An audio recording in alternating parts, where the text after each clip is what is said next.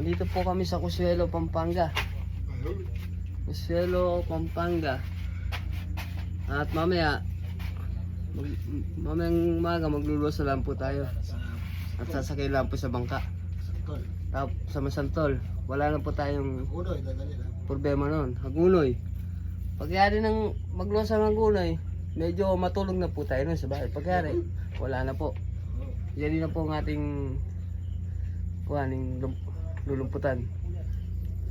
At dahil niya po yung inilado na po.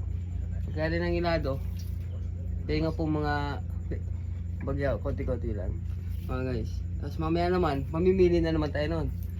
Tapos wala na po tayong gagawin nun. Kaya ng pili, tinga na naman mga guys. Ay sana po kayo, murit po ako. Kasi tanda, may gano'n po medyo may calling-calling po mga guys. Nandito po tayo sa Consuelo, Pampanga. At may isway po tayo luluto. Ano po, soup po. Ngangin po natin, iwain po natin yan. Tapos lagyan natin ng sili.